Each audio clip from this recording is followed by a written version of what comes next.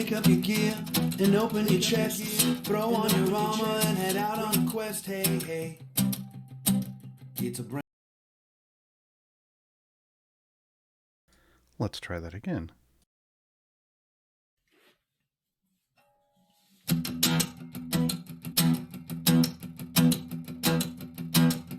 Pick up your gear and open your chests. Throw on your armor and head out on a quest. Hey, hey. It's a brand new day. On the Sword Coast, your allies will help with blades and bows and magic as well. Hey, hey. Heroes on their way. Fighting forever against overwhelming odds. Fighting together in favor of multiple gods. Idle champions of the forgotten realms. Idle champions, adventure never ends. Idle champions, hit you while I'm there. Idle champions, you reset again. Idle champions.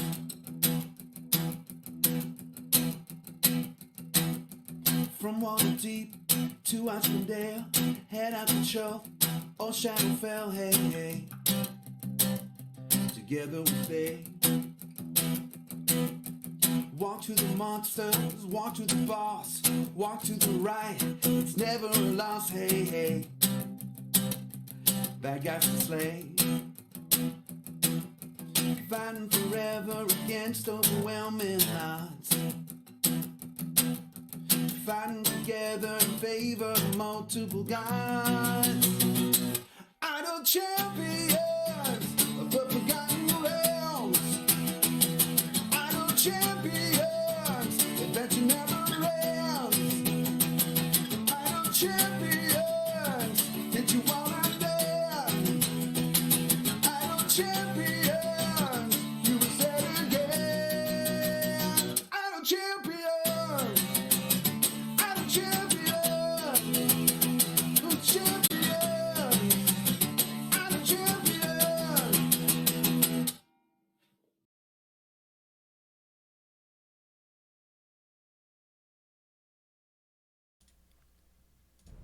Okay, it went better the second time. Good morning, everyone. I am Gaarawarr, and this is Gaarawarr's Guide to the 2020 Champions, Part 1. Part 1. This is our first quarter champions. So we'll be taking a look at a number of the champions that have come out so far in 2021.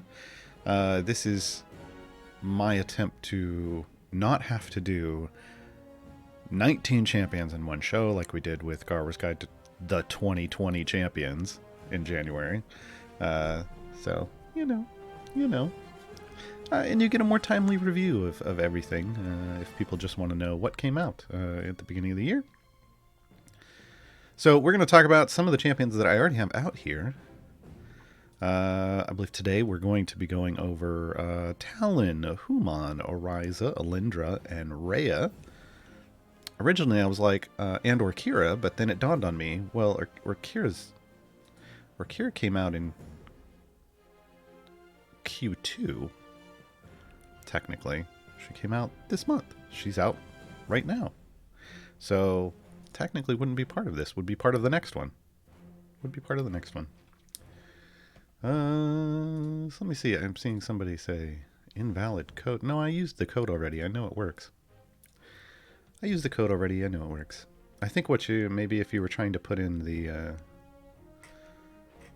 the one from Bushwhacker, yeah, that's not going to work here. Nope, the code is hashtag 2021 champs part 1. You got to get it all in there, folks. You got to get it all in there, or it does not work. Confirmed. Will not work if every single one of those things is not included. All right. Without further ado, we're going to start off with Talon. Talon was our first champion of the year. I can't help but click the distractions when they fly by, folks. Talon Urin Came to us courtesy of Mustang's Art on Twitter. Sarah Thompson. Talon's our support rogue.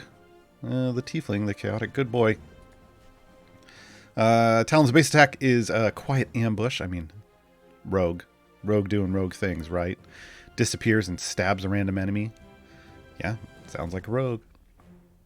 Their ultimate is razor-edged chakram. This is kind of cool. They throw a hoot blade in a large looping arc, damaging all enemies it encounters before returning to Talon. I think we are. Yeah, we're far enough along. Let's take a look at that. If we can, boop, just back, out and back, out and back, doing its thing real quick. As a support champion. Obviously, item-wise, they're going to get lots of support-ish type items. We'll talk about what all of these different abilities do, but they get the damage all champs, and then they get 3 ability support items, and then an ultimate cooldown item. So let's go take a look here. Scatter attacks. When Talon attacks with quiet ambush, so their base attack. They leave behind a set of scatter attacks which cause enemies standing on them to be slowed by 50% and to take more damage from attacks. The more damage number will vary based off a lot of things, so don't take into account this specifically, because that's going to change based off a variety of factors like how far you've upgraded them, what their item level is, etc., etc., etc. So this is a nice little, effectively debuff, right? They slow and debuff. But that's if someone walks through that little pile. And if we take off our friends, we had our friends Griff and Grant out here. We're going to say goodbye to them for a moment so that we can see some basic attacks land. There we go. There's the scatter attacks on the ground. And they persist for a little while. And then they lay out another track, right? So the enemies do have to walk through them to get that debuff. If they're not, then they're not getting it, right? So you'll see they'll place and replace and move all of these around. So now we've got them scattered all over the field. Spot weakness. Next up, they increase the damage of all champions, again by a variable amount. This ability is increased by 10% for each enemy killed in the current in the current area, stacking multiplicatively and capping at 25 kills. The effect is reduced by 25% for each slot past one a given champion is away from Talon. So this is an adjacency thing, so you're going to want them adjacent to whoever your DPS ends up being. If you can't put them adjacent, you're going to lose some of that buff. So keep in mind that spot weakness does want to be adjacent, but doesn't have to be adjacent. You just lose a bit of your power if you aren't. Let's see. Oh, Antagonist. Talon decreases the DPS of evil champions in the formation by 50%, but increases the damage of good champions by 50% for each evil champion, stacking multiplicatively. What?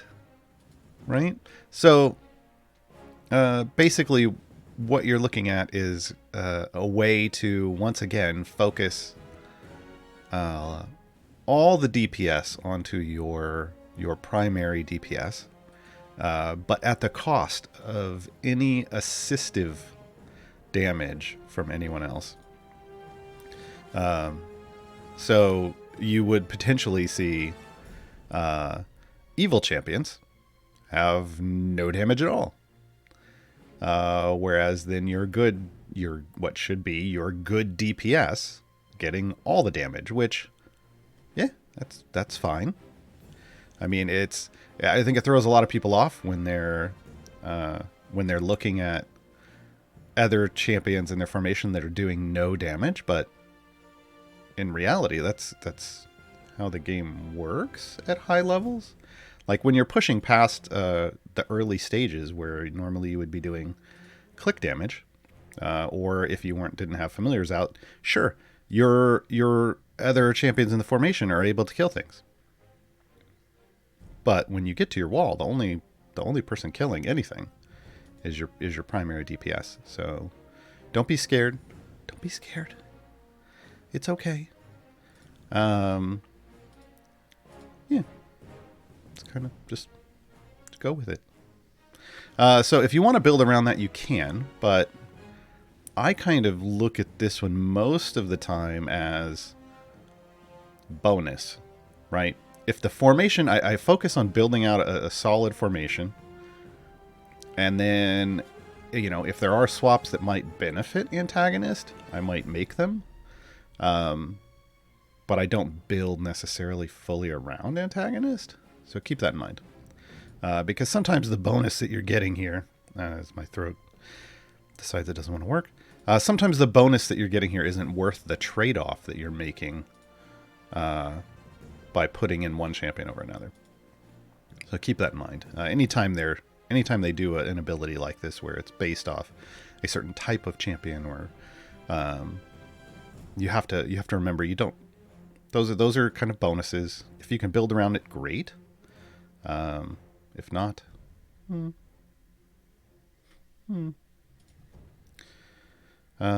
yeah. Okay. And spec choice. So they get 3.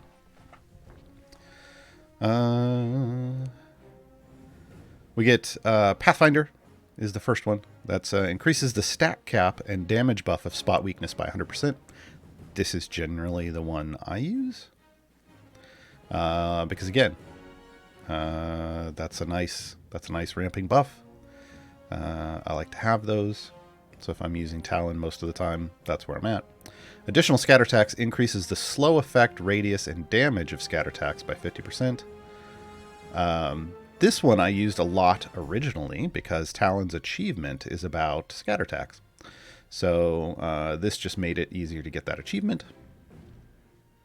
But it wasn't necessarily what I was going for. So yeah, keep that in mind. Reversal of Fortunes is basically if you want to reverse an Antagonist. So you have, if you're using evil, like an evil primary DPS, you would use Reversal of Fortunes with Talon. Because it would decrease the damage of good champions and increase that of evil champions. So yeah.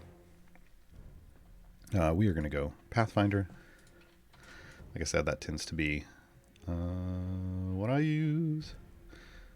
And I know I'm only at level 74, but we can just run this all the way up to soft cap and look at actual numbers. So as you can see, the scatter attacks debuff can get real high. I mean, not outrageous, but you know, now we're up into the EO4 range. Spot weakness up into the EO6 for me. This is just with my gear, obviously. It's going to vary based off what you're looking at. But that doesn't affect, if you'll notice here, Antagonist.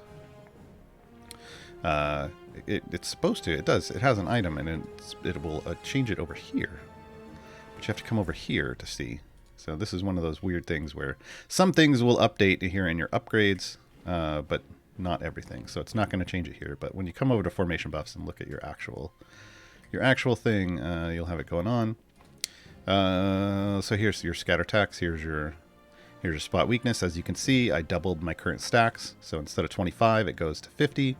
So once again, that takes, that's going to change this, because this is still not necessarily reading the whole thing. So the whole buff ends up coming out at EO9. And we're getting a bonus from Antagonist, but we only have 1 stack. Because we don't have a lot of people in it. This isn't a full formation, so we're fine. Feat-wise, you get the usual support stuff. Damage all champions, and then you get a couple focused things for the abilities. So you get the spot weakness, you get the scatter attacks. There is an Antagonist here. So depending on what you're looking for, you know, you can grab it. If you're really into scatter attacks, Zariel has one in their patron shop. Otherwise, you know, you can buff specific things. I haven't bought any of these, but I probably will pick up this one, Tactical Prowess, because spot weakness is what I like. That's what I like. All right. That is Talon. One moment.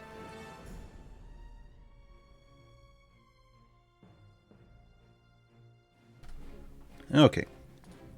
Next up, generally considered to be one of the best champions that came out this year. Humon. Humon is 3 kobolds in a trench coat. No, wait, no, they're definitely a human, right? They're definitely a human. I don't know. They're either 3 kobolds in a trench coat or a human, and it varies based off my perception roll. So yeah, they are a rogue bard. They're a support. Humon does a lot of things. Their base attack is the crossbow bolt. The middle kobold shoots a... Middle kobold? This is definitely a human. What are they talking about? The middle kobold shoots a random enemy with a small crossbow. Sure. For Humon, it's all about teamwork. I mean, that's kind of Vital Champions in a nutshell, but definitely if you're 3 humans in a trench coat, well, yeah, if you're 3 humans in a trench coat or 3 kobolds in a trench coat, teamwork is going to make the dream work. This ability changes. Tells you right here, depending on where they're placed in the formation, a different kobold takes the top slot in the trench coat and provides a different buff. So, as you can see, it does actually tell you which ones are inactive, thus leaving you to conclude that the one that doesn't have the red inactive mark by it is the active buff. Right here it says front 2 columns, middle column, back 2 columns, but that number can change. Sometimes it will just say front column, middle column, back column. Well, probably not.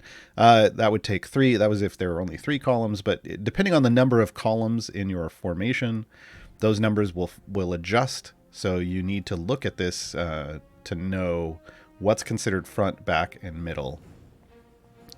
So the front columns, enemies have an additional chance to drop double quest items or count for double quest progress. So this is their speed effect, and they are probably one of the strongest, if not the strongest, speed champion in the game right now. People drop endless amounts of blacksmithing contracts on Humon once they get that epic item. I don't have it. This is the one you want. Carefully balanced. I'm still blue. I gotta go hunting for that. But yeah, getting multiple credit for things makes you go very, very fast through the game.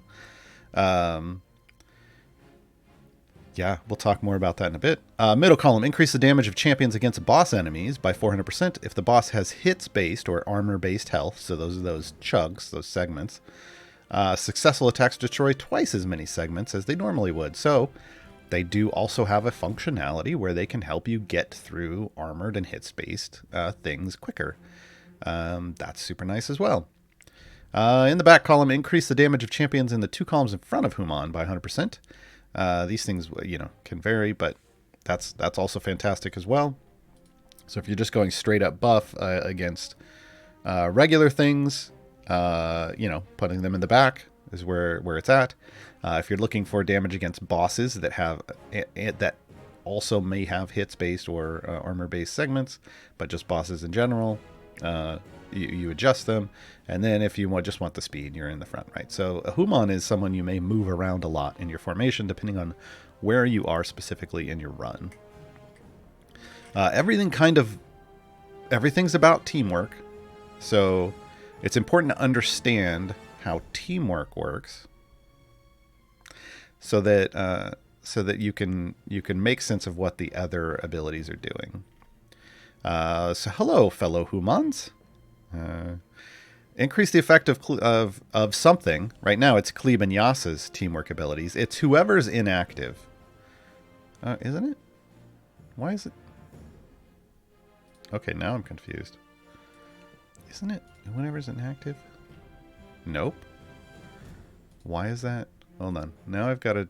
Because I swore this was whoever was inactive. We're doing it live, folks. Nope, it's always Klebe and Yasa's.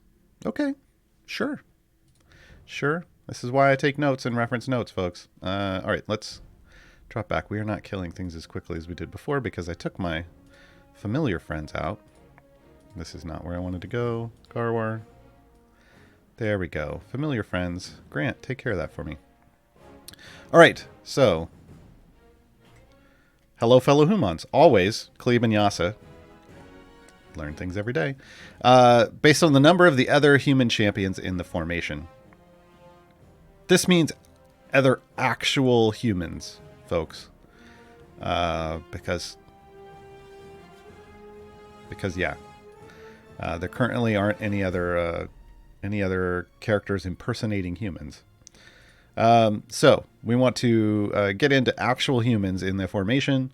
You're giving a bonus, and as you can see, it can get pretty crazy. But again, this is one of those things that you want to, not necessarily build your formation around. It's a nice bonus. You can if you're going for all the stuff. Like if you have one of these that you're trying to really focus on and get a buff for some reason, sure. Throw some humans in.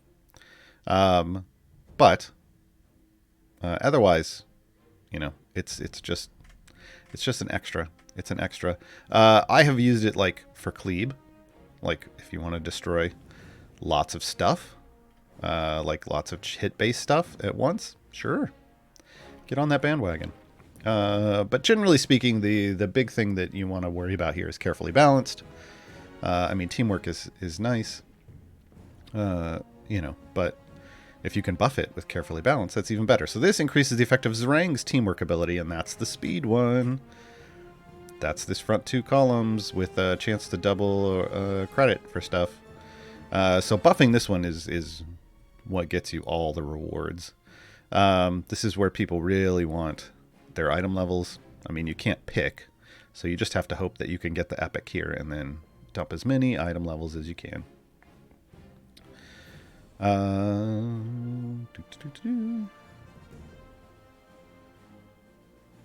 on. Now I'm coming up.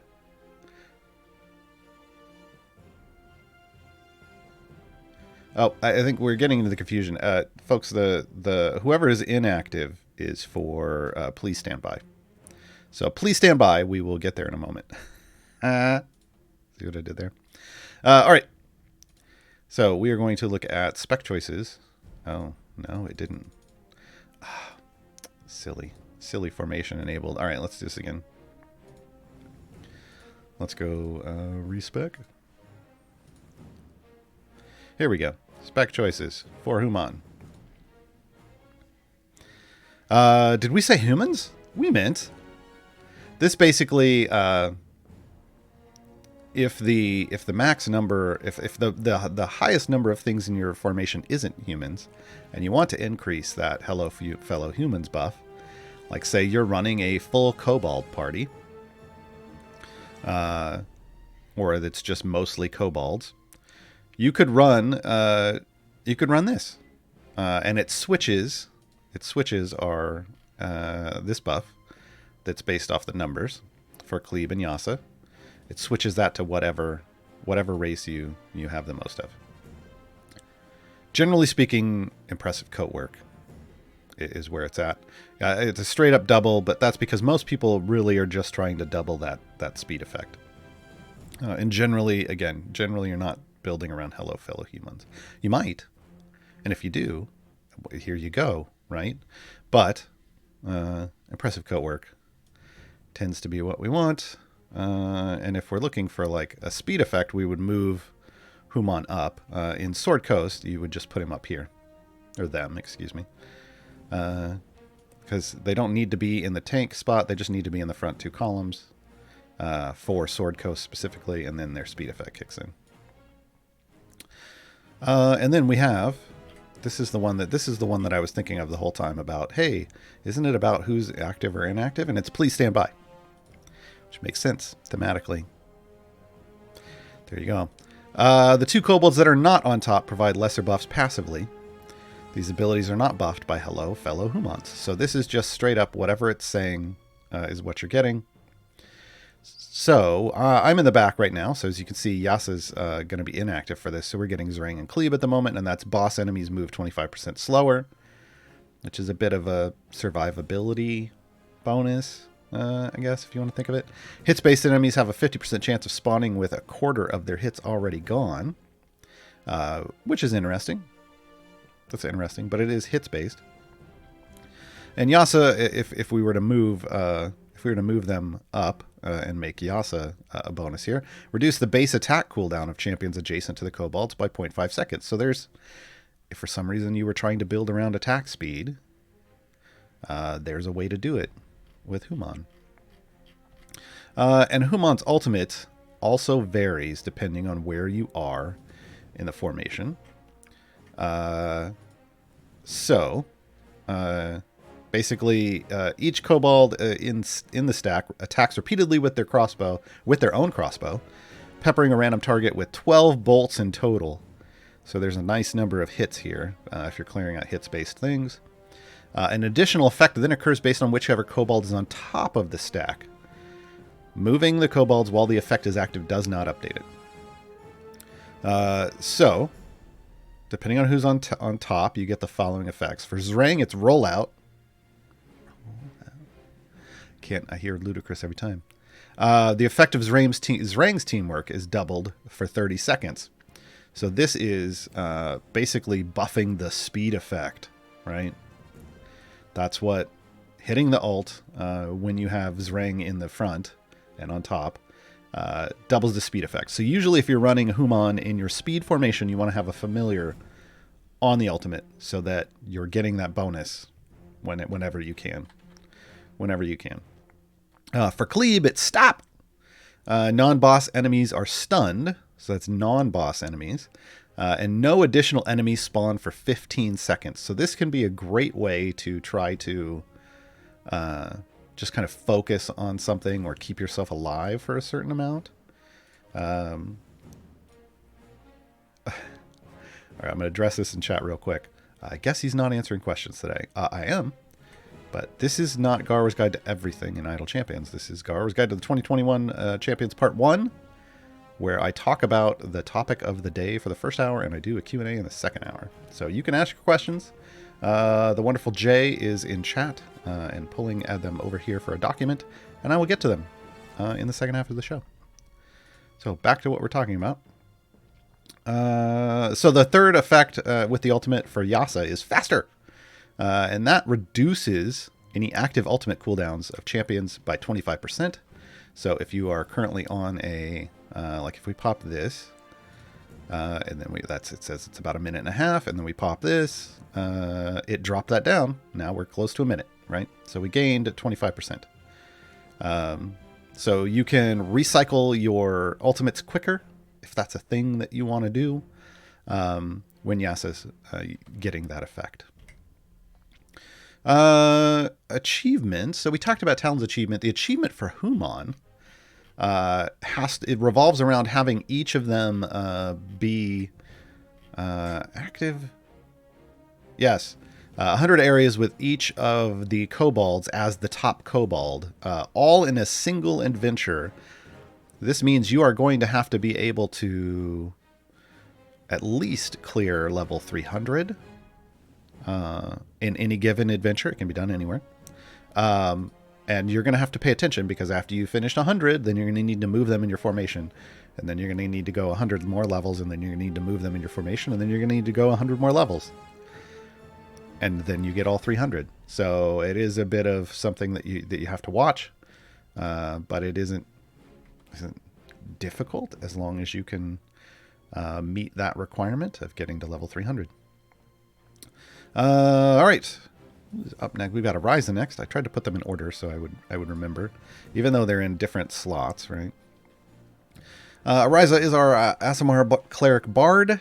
They can be either DPS or support. They come in with Scorching Ray, so they summon rays of fire and hurl them at multiple random targets.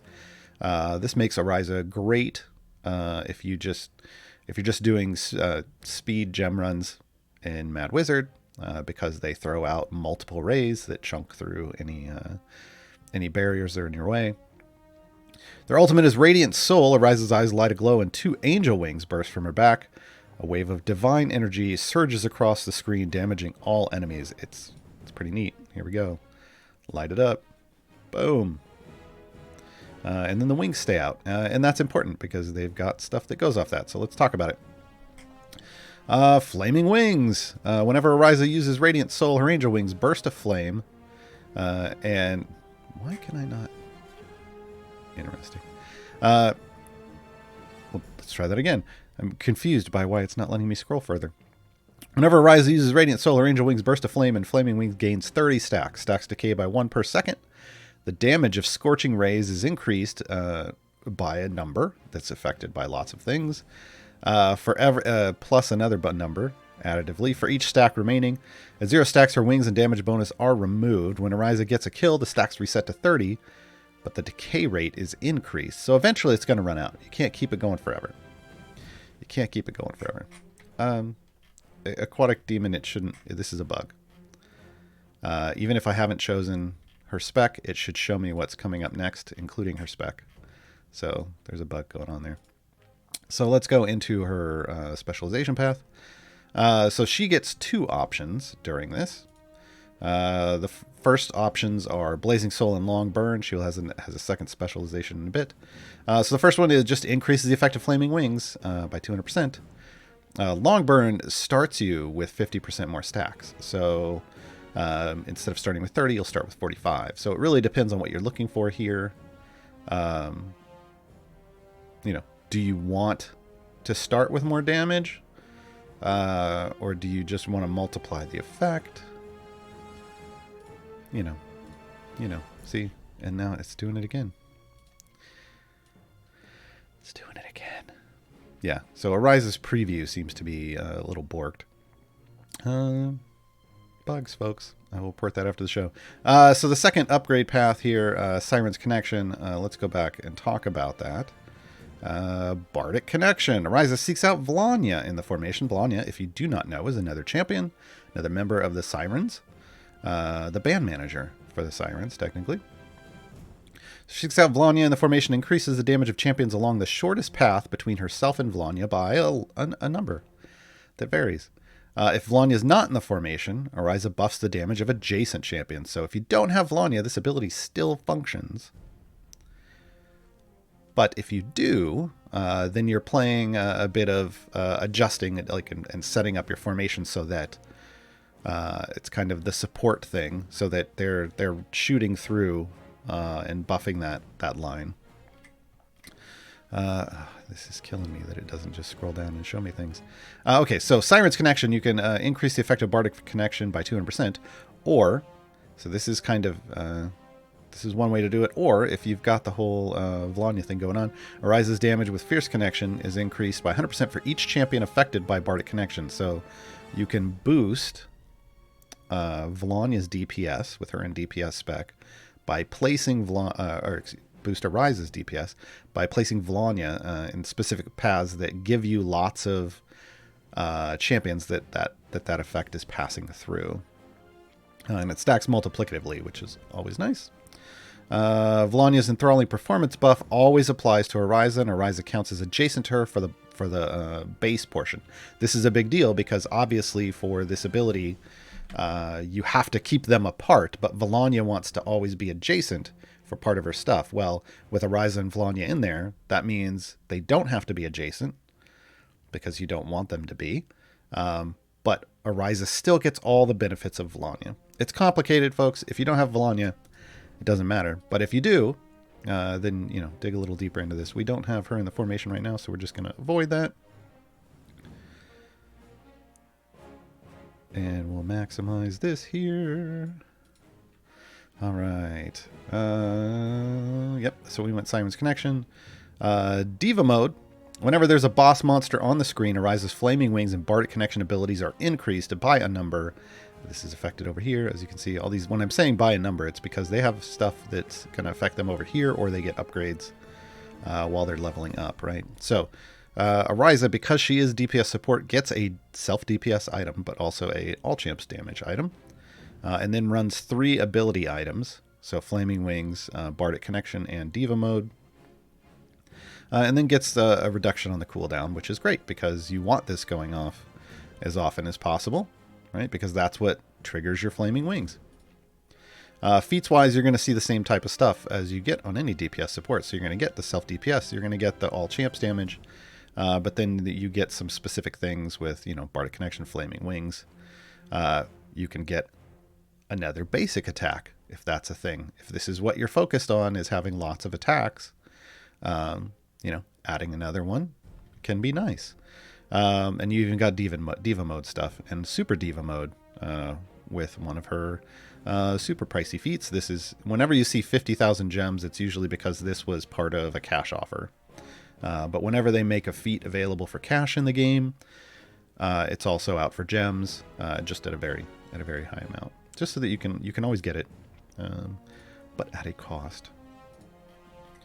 All right, so that is Ryza. Now we move on to Elindra and Griff, the very judgy owl, the judgiest of owls. Elindra is an elf wizard cleric. She sits in the support role, part of Heroes of the Plains. So while Ryza, let me go back here. While Ryza is technically part of Siren's, aka also known as Sirens of the Realms, there's no affiliation because there's only 2 of them in the game so far. Usually you need 3 or more champions of an affiliation before they're going to get a tag. But we have a lot of the Heroes of the Plains. So Elendra, Avern, Briv, Freely, Orkira, Penelope. Potentially one more coming in the future at some point. Unnamed time, unknown time to us. So there you go. Elindra is a divination wizard and a cleric of Ogma. And her abilities kind of reflect that. So Mind Spike is the base attack. Elindra spikes the mind of a random enemy, damaging them and slowing them by 50% for 3 seconds. Slows are nice, but it's random enemy, so it's not like you can focus it. But that is effectively any kind of slow or stun or things like that. They're survivability features for your tanks, because it's gonna keep them from getting beat on for a little while longer. We don't really have a lot of things that interact with those ability-wise, but there's definitely space for it in the game, potentially in the future. The ultimate is, I have foreseen this. Elendra foresees the death of all her enemies. For 30 seconds, all enemies take extra damage equal to the total portent buff being given. And portent is one of the abilities. We're going to get to that right now. Every 30 seconds, Elindra randomly chooses up to 2 adjacent champions. It says up to because, obviously, if you've got her somewhere in a formation where she's only adjacent to 1, she can only give it to 1, right? So up to 2 adjacent champions and peers into their features, helping guide their attacks and increasing their damage by a number that varies. Here we go. Brows of Judgment. Because Griff is the judgiest of owls. Griff, Elindra's owl companion, sits on her shoulder and judges enemies as they spawn. They have a 25% chance to judge normal enemies as unworthy, and a 100% chance to judge bosses as unworthy. For every living unworthy normal enemy, Portent's base buff is increased by a number. Stacking additively, each living boss increases Portent's base buff by a bigger number. So basically, when you're running into those stages where you have lots of enemies spawning, but you're not able to kill them right away, this buff is going to ramp up over time, giving you the eventual ability, maybe, hopefully, of if you can tank them long enough, to buffing by a very large amount that then lets you start killing everything. So it is effectively a ramping buff based off the number of enemies alive that have that ability on it. I'm a fan of those buffs. They're almost, normally we see this kind of ramping thing on a tank. So it's interesting to see it on a support. Heroes of the Plains. So this is kind of an affiliation buff. It doesn't affect all the Heroes of the Plains yet. And it may not in the future. We don't know. These are the ones that we get so far. So if a portent is applied to a champion under the effect of certain Heroes of the Plains champions' abilities, those effects are increased in power.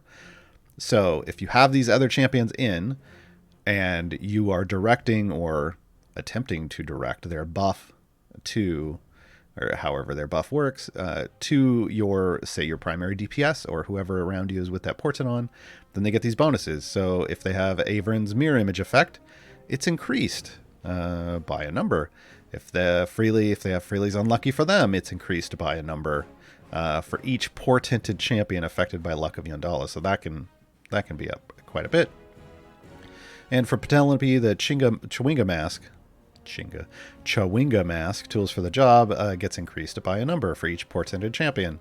So these are ways that you can effectively kind of synergize the effect of the Heroes of the Plains and make them even stronger. Not that they needed to be stronger. Avron's the strongest support buffer in the game. And Freely's up there with his unlucky for them debuffs. So, making them even stronger. Yeah, okay, sure. So you definitely see rewards for building this way.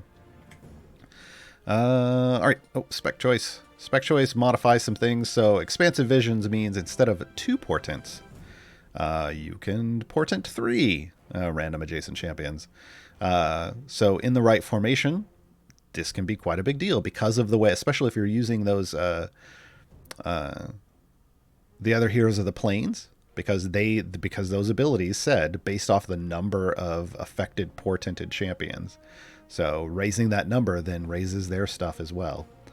Extra Judgy just straight up doubles Griff's chance to judge enemies and increases the buff. Again, if you just want to have the judgiest of runs and you want to base your stuff based off the alive enemies on the screen, you could do that with Extra Judgy, but a lot of times people are going to try to target, depending on its formation dependence. Again, some formations aren't going to allow you to get 3 people and get their buffs on them for expansive vision to really have a benefit.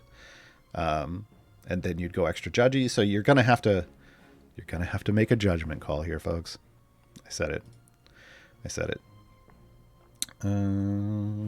We need to finish leveling up Elindra. Any day now. There we go. All right. So here's the plains. I've foreseen this Extra Judgy. Yeah, that's it. Okay. So damage all champions because she is support. Even though these are weapons, these are support buffs. And then multiple ability effects. Again, it's always nice.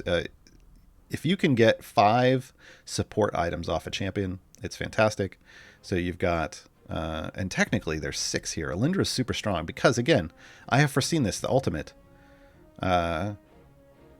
It does all kinds of extra damage debuff stuff based on the number, the total portent buff being given. So even this cooldown reduction one matters because Elindra is a champion who, again, like Humon, if you're using him for speed, Elindra is a champion that you want to sit a familiar on their ultimate. Because when that familiar goes off, like they go from being a strong champion to move out the way, it's time to destroy all the things. Like that is their damage cycle is based off their ultimate. So when their ultimate is active, they're just gonna help you destroy everything, and then there's gonna be a pause, and then the ultimate comes back. That's how they're gonna work. But they have the portent item. They've got the Heroes of the Plains, and then Brows of Judgment. So they're hitting up all the items, all the abilities that you actually want. They've got some great items. Again, it's you're gonna have the all champs damage, but then you're diving into the specific stuff. So I picked up with the pirate pack with this pirate outfit, which now I'm gonna put her back in her pirate skin. They had this, so if you didn't buy that pack, you can if you don't want to buy that pack, you can just pick up pirate crew for 50,000 gems. But that's Heroes of the Plains by 80%. That's solid. I like to judge everything, so I've got the 40. But there's also here's portent, which is really where we should be. But I just like to be super judgy. And there's a lot of others. Like here's another 50,000. Here's the Brows of Judgment for 100%. If you really want to go all in on Judgment, or if you want to go all in on Heroes of the Plains, like she's got some solid feats.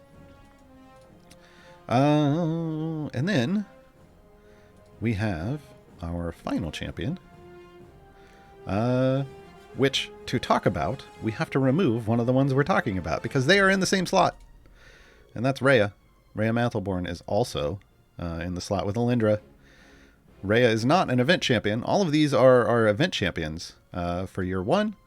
Talon was Midwinter. Humon was the Grand Revel. Ryzen was Fleet's Wake. And Alindra came with Festival of Fools. Well, Rhea arrived March 31st, just making the cut.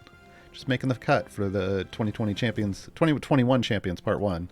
As an evergreen champion. She is the evergreen for the Baldur's Gate Descent into Avernus campaign.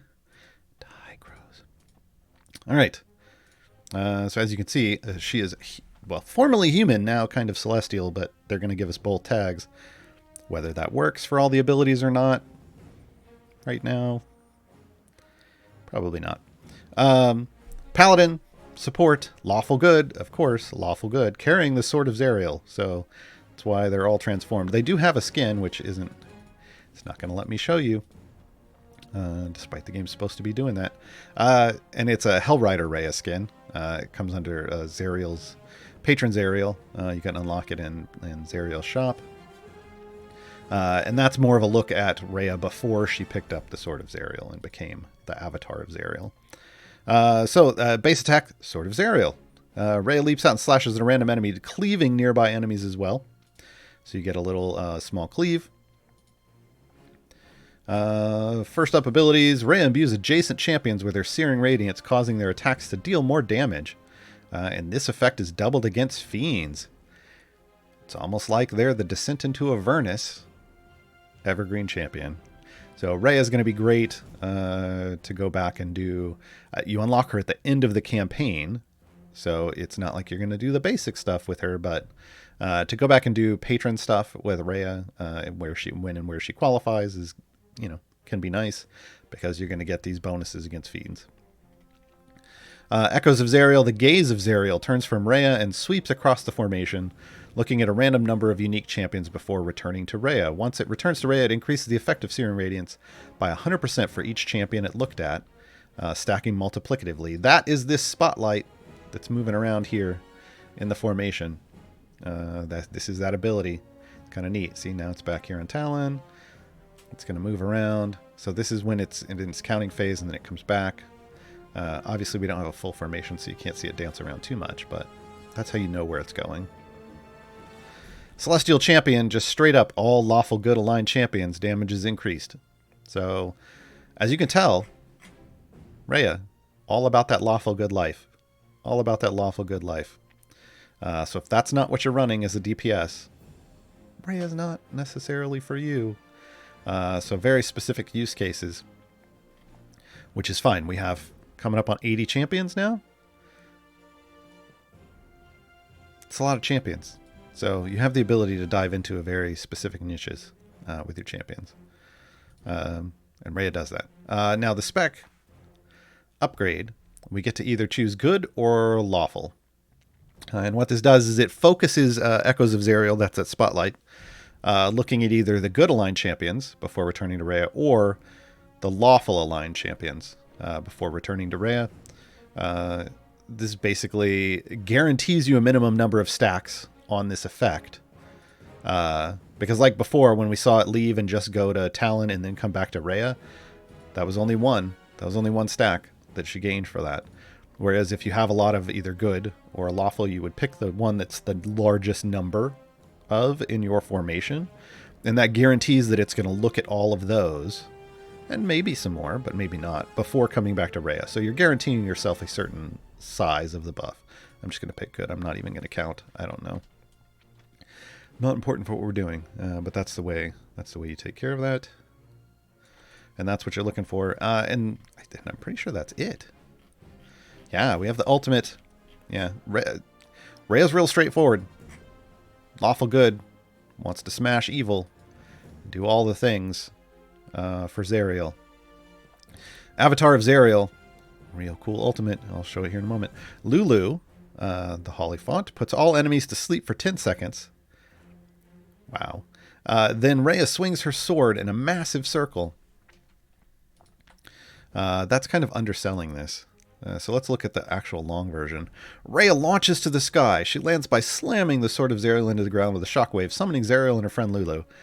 While Rhea communes with Zariel, Lulu zips around the board, putting all enemies to sleep for 10 seconds. While the enemies are asleep and Rhea remains in her pose, the champions deal massive damage against them. When the 10 seconds is complete, Rhea removes the sword and swings it in a massive circle. It's so nice when they give us all the text, isn't it, folks? So, here we go. See, we get Zariel, we get Lulu, about jumping around here. Look at her go. And then she's gone because we ran out of enemies on the screen. But this is still, you're still getting the bonuses while she's in this pose. And then we get an AoE. So, you know, if we had a massive wave of enemies there, obviously, there would have been a more visual effect for us. But as you can see, pretty neat cooldown. Let's get that back up quickly. All right, those are all of our 2021 champions so far. That went a lot faster. That went a lot faster than trying to do 19 at once. I like this. This is easier. It's easier in my voice. We do have a lot of questions that have built up. Oh yeah, a couple dozen so far. So we will go ahead and take our first pause, our only pause, our midstream break here for a couple minutes. While I refresh my voice, we're going to listen to the Lore Keeper's Legacy. So that is Elindra's song. We don't have songs for any of the other. Don't think we have. Yeah, no. Oh, there's one for Ryza. Maybe I'll cue that one up last. I was going to play something different, but yeah, we'll go do a Ryza song for the last one. Ryza has one called Bard to Get from Bardic Inspiration. I always forget. So yeah, I'm gonna take us out for a couple minutes. We're gonna listen to that song. When we come back, we will do the Q&A. I will start by addressing any questions that are actually on topic, so actually related to the 2021 Champions Part 1. And then we can go into just an open Q&A, more like GG2E. Be back in a bit, folks.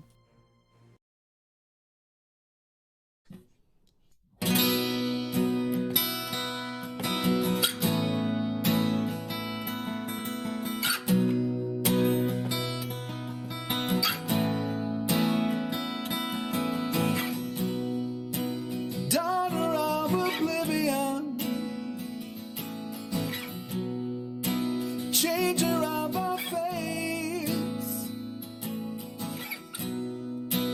past and future intertwined. The path is never straight. Logic cuts our enemies. Reason never wanes. Tolling bells of destiny as she crosses through the flames. Stories keep on moving on, teaching those she knows. Lord, keep her from dusk till dawn. Wonder only grows. She carries a home in her heart. The past and the future she parts.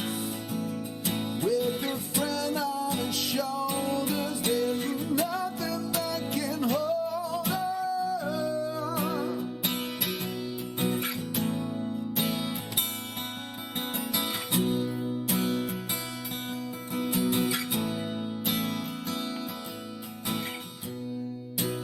Weave of time is wayward. She can find the thread, telling one of countless future. The rest will go unsaid. Oh, forcing through the scrolls of time. You can read through them. Only she can guide a friend, inspire and propel them. She carries a home in her heart.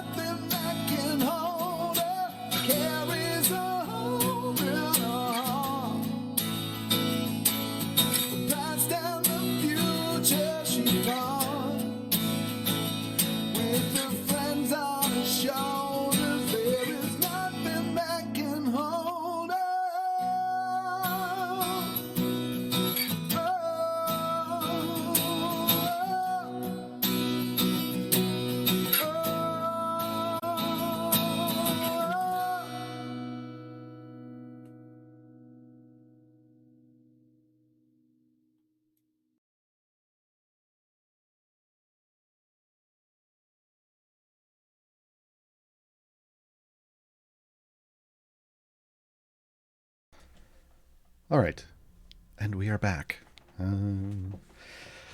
Let's dive in. Let me get comfortable here because there's a lot of questions over here. Let's dive in to this list. Rumpus Imperator. Does the slowing from Talon's scatter attacks stack with Penelope's minor eruptions? I've never tried to find out. One would presume that it would,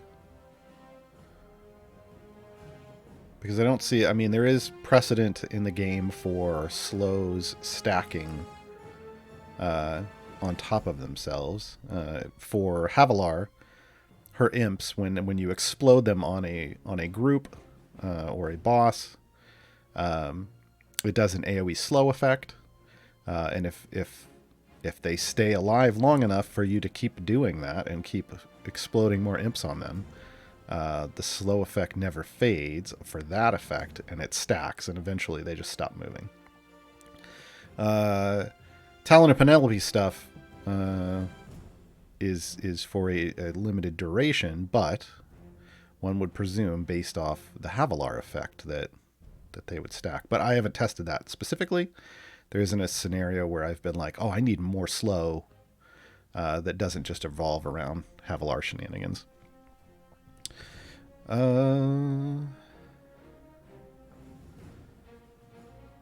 Is it normal? This is again with Talon, Logan, X78. Is it normal that I only have one, I'm assuming, champion that does 100% of the damage and the other 9 do 0%? I mean, if you were building around Talon's Antagonist, that would be normal.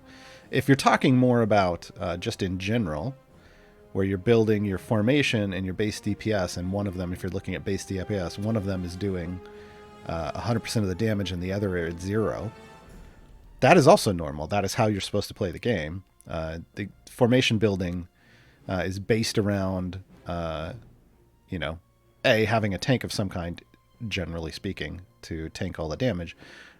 Then B, having a primary DPS that you then focus all the other characters' buffs, including the tank, onto.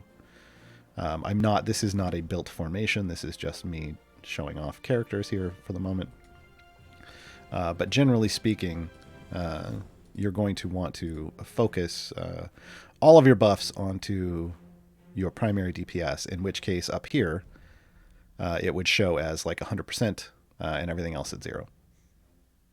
Yeah, that's totally normal. Also, base DPS is a lie. Don't use it. Use your butt. Use your butt.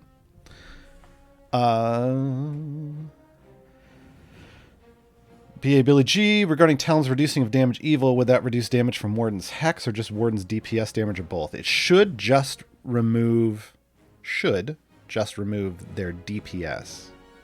It should not affect abilities that are debuff abilities, and Hex is a debuff ability, not a damage ability. So Hex debuffs an enemy, but it should remove the damage. Now there may be an issue where if they're not doing damage, they're not applying a debuff. This is why I think I saw comments scrolling by in chat where people were saying that Talon's thing is bugged. Well, no, Talon's Antagonist is working as intended. It just had an effect that they didn't necessarily consider when they were making it, and that things might not work correctly if no damage is applied on a base attack.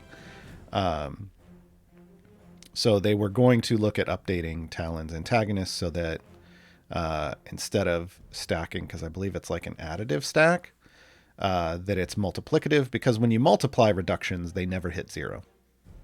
They can't. But when you additively stack them, they can. So, if there's still issues there, definitely submit a ticket. I mean, they're only going to find out if you tell them, right?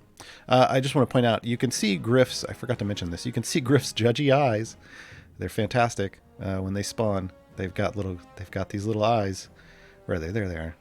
They're fantastic if you watch that. Such good art.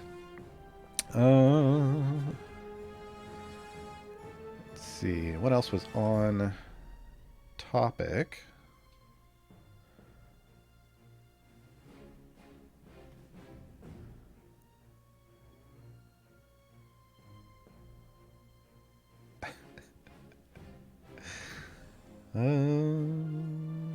Not a lot of... No one's on topic today. But that's fine. We'll get to all the general questions after we do the on-topic ones. But that just means it's going to be a moment here while I try to find something that's actually on topic.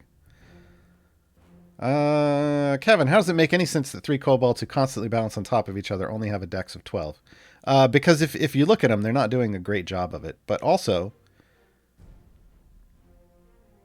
12 is above average, right? Like, if you're at 10, that's, well, it's not even above average. It's above the norm. Like 10 is even above the norm. Like normal people in D&D, normal everyday people have single digit stats.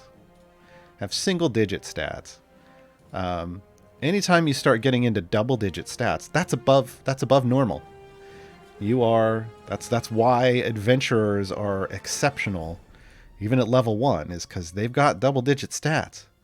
But if you notice, even then, they're not super great at it. They're wobbling all over the place, even with a 12. So...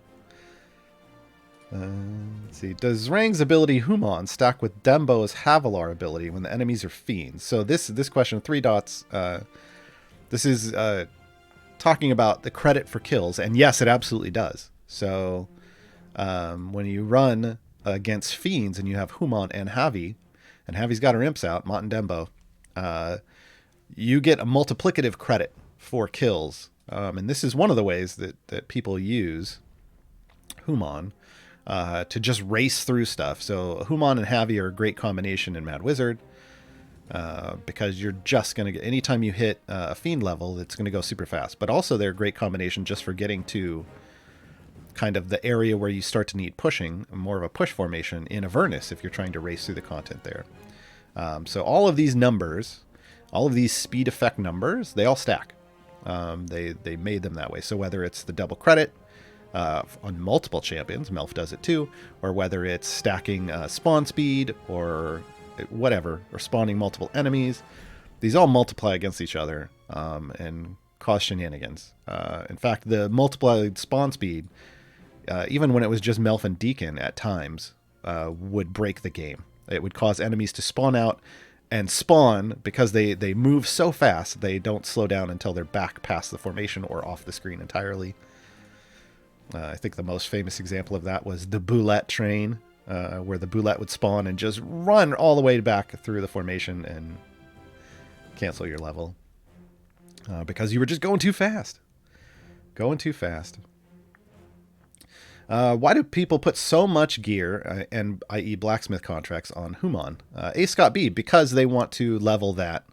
They want to level that ability. They want to get this Zrang's Rockpile, or whatever it is at the epic. I don't have the epic yet. They want to get carefully balanced as high as possible because this multiplies the speed effect and makes it so that if you get it high enough, you can literally kill one enemy on a level and be done. That's his speed effect maximized.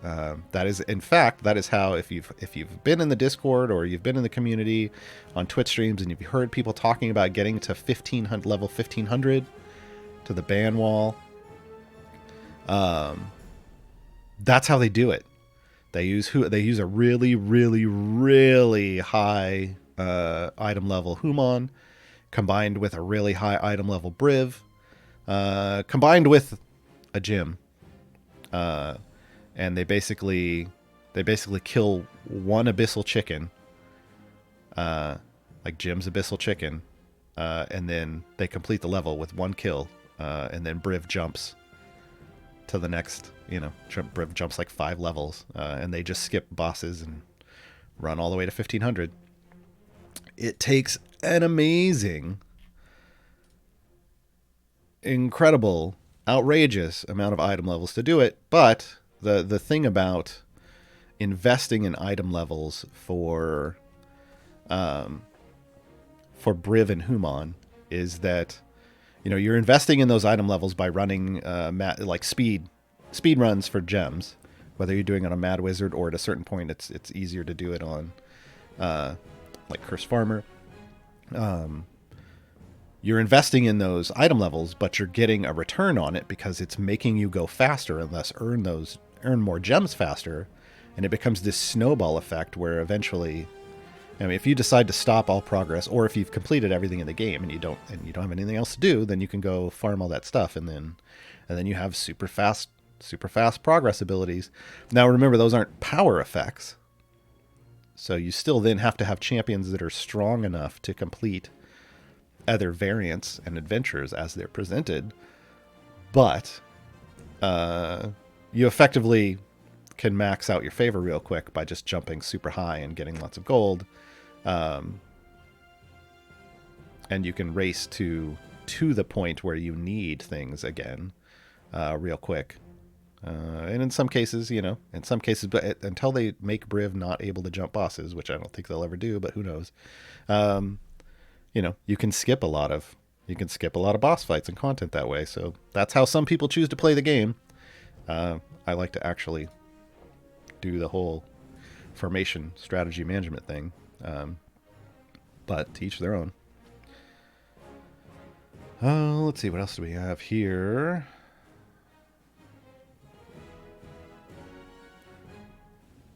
AK Pod, does Elindra give a bonus when there's more and more enemies on her debuff? I mean, so basically, the more enemies Griff judges, the bigger that gets. So Brows of Judgment.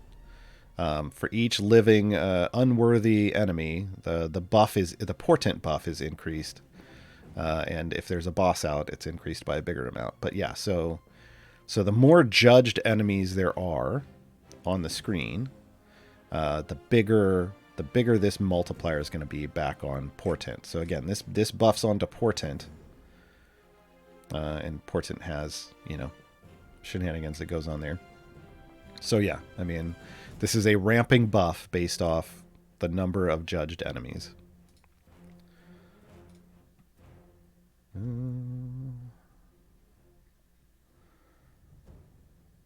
How viable is a Ryzen DPS? It sounds like it only works when the wings are up. I mean, that's when it's at its best, right? So a Ryze is going to be at her best when her wings are out. But there's a lot of champions that are swinging with their DPS. So it just depends. I mean, you will get to a point where if you're running a Ryzen DPS that you have to wait for the ultimate to kill things. That's not necessarily a bad thing. I mean, even my cooldown was only about 100 seconds, so a little over a minute and a half. A lot of times, as you're pushing deep into your wall, you're waiting a minute and a half anyway for enemies to come out and build up, because you're also relying on some of that ramping buff off your tanks. So that's not a horrible thing. You would be waiting for that time anyway. Ultimately, how viable she is going to be determined by your gear and its item levels compared to what other DPS options you have.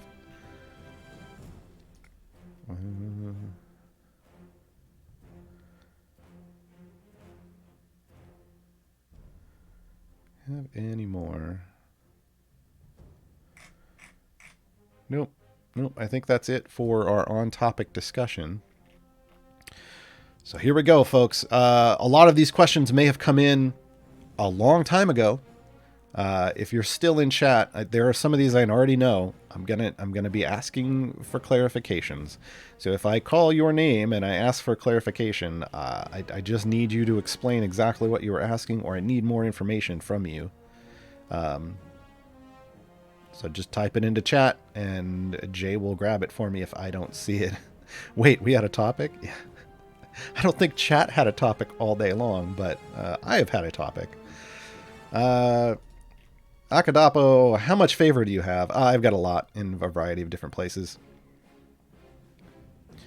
I don't have enough Lathander's favor. I need to do another event run this weekend, which I've got like 25,000 tokens, so clearly I need to do multiple event runs. But with Orkira arriving to the game, she lets you push real deep, so I should be able to get into the E40s real easy for the event. But yeah, E59 in Torm currently, that'll be E60 after the event. E29 in Kelemvor, 31 in Helm, 37 in Tiamat, and 36 in Oral. When you get to that point, favor doesn't really matter anymore. There's a certain point where, like, when you get to this point where you're getting a circle with a line through it, this is a soft cap for champions. When you get to that point, it doesn't matter. It doesn't matter. Because that's all the power you're getting out of that favor. Like, above that, all that matters is in some places, like in here, you need enough to buy these last global blessings, which comes well after you've hit the soft cap. Same over here. Eventually. So, yeah. Yeah. Usually now you're going to soft cap at around, like, what, E23, E24, somewhere? I don't track it anymore. So, you know, if you've got E20 to E25 in a campaign, you're probably, for the early campaigns, you're able to finish most of it. Like for Tomb of Annihilation and Waterdeep, you're probably just fine. It's just the later ones that you need more for your blessings. Kentucky Buddha. I just came back from being offline for 18 hours and my Modron core was set to do Mad Wizard to 150. I have E20 favorite, only reset once and was on level 1. I had familiars out on click damage. What am I doing wrong on farming? I don't know. I will tell you that I don't... I don't put... when I go offline, I don't have usually click damage. Well, I guess I kind of do in my first party. But when I'm running my like background parties, I don't have any running currently. But when I do have. Okay, I lied. I forgot. I put my familiars on these champions to buy them and level them up, and then I let them do their thing in the background, and they tend to move fine. Offline progress occasionally has issues. And honestly, on Mad Wizard, that's a place where if all you had... I don't have enough information here. If all you had was familiars out and you were doing click damage and you didn't have champions, then Mad Wizard's going to slow down a lot. Because Mad Wizard has barriers that need you to do 50 attacks to remove their hit-based, because they have 50 hit-based segments. They need you to do 50 attacks. Click damage will only remove one of those hits. No matter how many familiars you have, no matter how much you try to click, it will only remove one hit every, like, 6 seconds.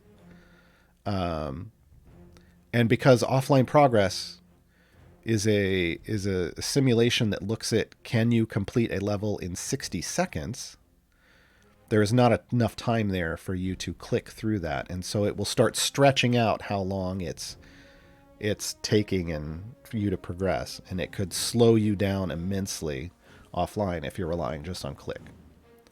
So I always make sure I build out a full formation. Like Mad Wizard, this is my speed formation usually. And it's based around speed effect champions, which don't matter when you're offline, but it's also based around multi-attack champions. I've got Farida, I've got Oriza, I've got Birdsong, and they're what chew through the barriers. So even when I'm offline, I'm getting decent amounts of progress. So it could be that you were relying solely on click damage like you would in an active, client open run, which you shouldn't even still be doing in Mad Wizard anyway. So yeah, I don't know. If you go to Discord and people say your formation's fine, then it's probably an issue with offline progress, and in which case submit a ticket. Submit a ticket showing your login, like when you logged in, because it could just be a visual. It could be a visual bug that's not showing you all the progress you actually got. I don't know. There's a lot. I'm not Sean. I don't know. Joe 1 2 2 2 2 2 2 2 2. Last time I watched Gaarawarr explain that every event he uses up all of his bounty contracts and then replenishes them with 400 gold chests. I do. Does anyone know if he just buys them or gets them another way? I mean, I pick up whatever is looted, right, as I'm playing. Right now I have 26 that I've picked up looted from runs or... Yeah, I think this was just looted from runs. I don't think we've had any codes for regular gold chests. And then I buy the rest with gems. And I buy the rest with... I already did it for this run, I believe. Don't I have all my bounty contracts? Yeah, I've got all my bounty contracts back, so... I already did it for this event. I do need to open these Orkira chests. I was going to do it yesterday, but I was having so much fun chatting with Lauren, I forgot to open up all my Orkira chests. Because we were looking at her game yesterday, not mine. So I need to open these today. I don't need to open this. Thinking anything? Yeah, all right. Well, bounty contracts. I'm more interested in bounty contracts lately than anything else. In which guide do you cover Farida? Melanoel, I have a Gaarawarr's guide to Farida on the subreddit. You can find all my guides there. Have I ever gone over her in a video guide? I don't think so. I don't think so. That doesn't mean it's not going to happen in the future. In fact, I know it's going to happen in the future, but yeah, I don't think I have yet. Horny Cupid, hi, I'm new, just a weekend. Welcome to the game. What should I replace my Minsk with? Just about anything. Minsk is interesting, but not wonderful. Here we go. Well, the aforementioned Farida is one. The best probably swap for you to look for, like if you were going to do a time gate to find someone for Minsk's slot, Freely. Freely's probably the strongest potential option in this slot right now. So if you have the option to pick up Freely, go for it. Caddy Bree's a great option, both as a DPS and a support. I like her as a DPS, but she's finicky as a DPS, but she's a good support option. Before Freely arrived, she was my go-to choice here.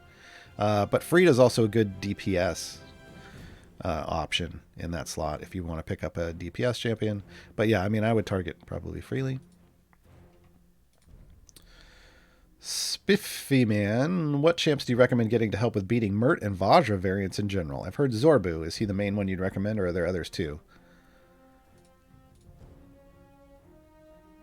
Oh, man.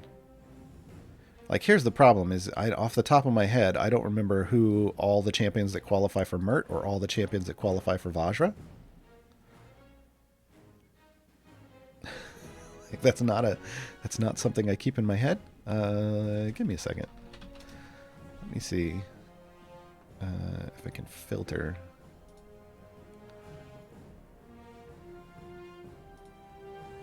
Okay. This is a lot of champs, so give me a second here. This is not something, usually I'm like, well, I mean, you're going to use whatever's the best for you, but I don't know. Slot 1, you have Brunor, and that should be solid. Well, you have Orkira now, so there you go. Orkira. Slot 2, I use Dinar a lot. Slot 3, Spurt is available in Mert. This is Mert stuff, so for Mert. Slot 4, Baloth's available. Slot 5, you've got Calliope, which is solid. You also have Briv if you want to use Briv. If you can pick up Briv. But, I mean, Calliope, I use Calliope a lot. Even now. Generally, I use Calliope over Briv unless I need a tank. But usually I'm picking up a tank somewhere else. Slot 6, I still use Krull a lot in slot 6 for Mert. Shandy's also available there if you wanted to go there. Freely is in slot 7. So like I said, he's pretty solid right away. Slot 8, you have a lot of options. You've got Beetle and Grim. You've got Hitch, who's, you can pick up straight from the newsletter. If you go in-game, you come over here to the main menu and then click on the newsletter and sign up. You're going to get Hitch. Go do that. It also gets you weekend chests for free. Slot 9's a little more limited. You come with, like, you get Makos by default, and that's probably your best support option. But if you need an extra tank, Lazaps is there in slot 9 and is available for Mert. 10 has, like, everyone available. Tyrell is default and totally fine. 11, Dragon Bait. If I need a tank, I use Dragon Bait a lot in Mert. Warden's there for Mert. Just depends on what you're looking for. 12, yeah, Zorbu. I mean, I think a lot of Mert gets done with Zorbu. A lot of Mert gets done with Zorbu. So yeah. And I think for Vajra is actually easier. Vajra, I don't even have to look at this. Vajra's most of those, but then you can also add in Averin. So if you don't have Averin, go get Averin, and then you should be able to do all the Vajra stuff. Vajra is actually less restrictive for what were generally considered the meta champions than Mert. All right.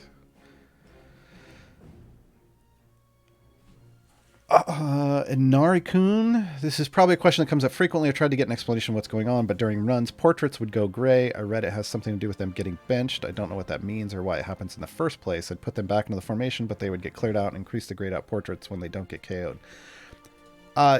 You're doing a variant. So, I mean, this is just, it should be this, unless there's a bug. It could be a bug, but generally speaking, instead of doing one of these base adventures, you're doing a variant, and variants have these rules, like restrictions down here. And in that variant, if you go read these restrictions, which you should be doing before you start any variant to understand what's going to go on in that adventure, there is a rule about that. There is a rule that says this is going to happen. That's what's going on. So you need to, before you do any variant, you need to read the restrictions on the variant so that you know what you're attempting. That is how this game works. This game with variants are the vast majority of the challenging content. The regular adventures are cake. You walk right through there. You should be walking right through regular adventures, the regular story-based adventures. It's the variants that are the challenge in this game. And you need to learn to read the restrictions and go through it. Again, as some Doorbell Stream says, it's a bug with the Melf variant. Again, if there's a bug, that's a bug, but you need to read the variant to know what's supposed to be happening, to know whether you're running into a bug or whether this is just how the variant works. So determine what's going on, determine what variant you're doing and what the rules are supposed to be, and then figure out if it's happening correctly or not. If it's not, you come over here and you click on this and you open and you say okay and you go submit a ticket to support. And you explain thoroughly what's going on and what's confusing you, and Sean will get back to you as soon as they can. It's not going to be instantly. Break out that bottle of patience so he can get to your ticket. Henry, are you sure you want to stream in 720p together with that UI scaling? Yeah, or else I wouldn't be doing it, and I wouldn't have done it for over 80 streams at this point. Thanks for your feedback. Logan X78, I started a few days ago. I have Hitch and Humon in that slot, the Delinist slot. Who's better in the majority of situations? Depends. If you're new, it's very dependent on very dependent on your items, right? So Delina is only a DPS. She doesn't do anything else but DPS. Hitch is a support who, shockingly, is a very good DPS, even though he's just a pure support. But he can play support for you, or he can DPS for you early on. I actually recommend him for newer players as your second level DPS. So you start out with Jarlaxle and then you transition into Hitch. Humon is a support and or speed champion.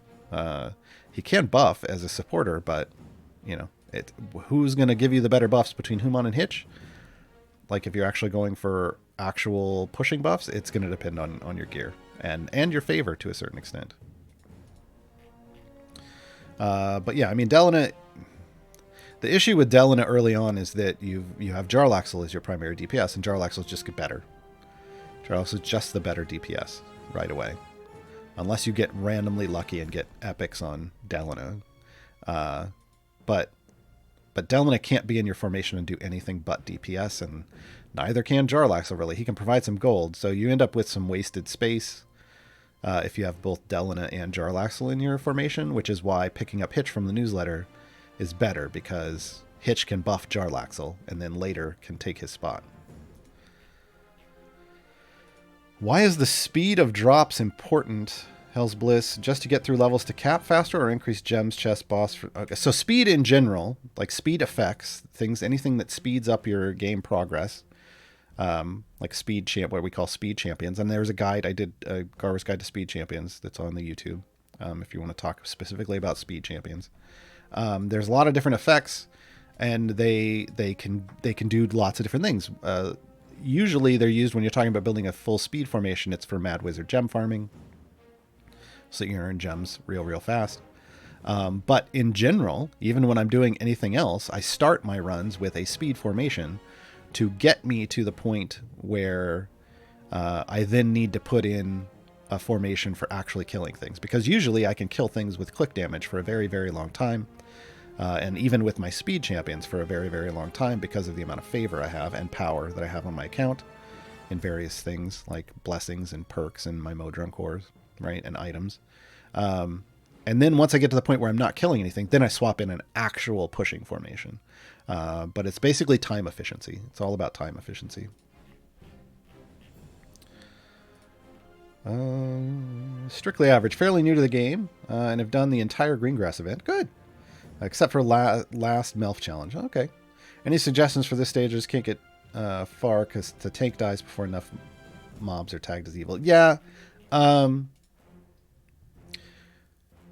first tip, and I put these tips in my guides that I put. I make a guide for every event. So Gaarawarr's Guide to Greengrass Year 4 is on the subreddit.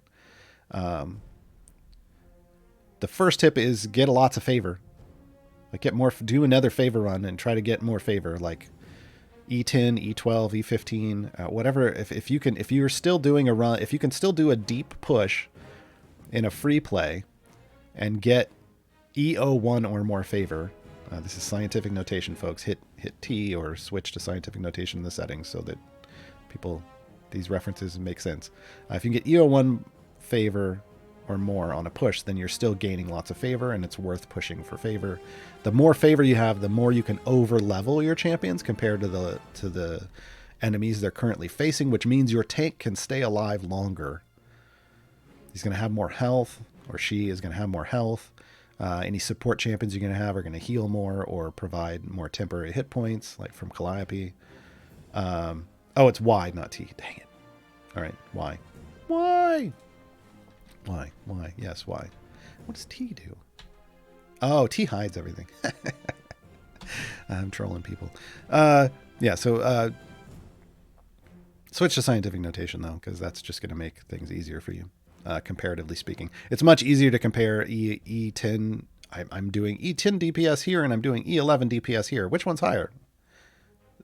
The 11. I don't have to figure out I don't have to keep in my head what all the little letters mean. I can just look at the number and have it instantly. And it's easier to compare for things. So, and a lot of the things in the game are based off orders of magnitude, and those orders of magnitude are E. It's E01, order of magnitude. So yeah, I would try to get more favor. But if that's not an option, if you have all the favor that you have to try to build a formation that is more survivable somehow, while still giving you the damage to kill things. And then, frankly, shut the game off. Set the formation up, turn auto progress on, and shut the game off. Again, offline progress is going to run a simulation. Can you kill the required number of things in a minute based off the DPS you have and your tank's survivability? And it may be more favorable to do that offline than actually sit there. It's definitely going to be faster because it could take 5 minutes for you to have enough things spawn as evil. But offline, it's going to run that simulation in a minute. So, oh, geez. Okay, I'm going to try to do this a little faster, folks, because we got like a half an hour left, and there's a lot of questions here.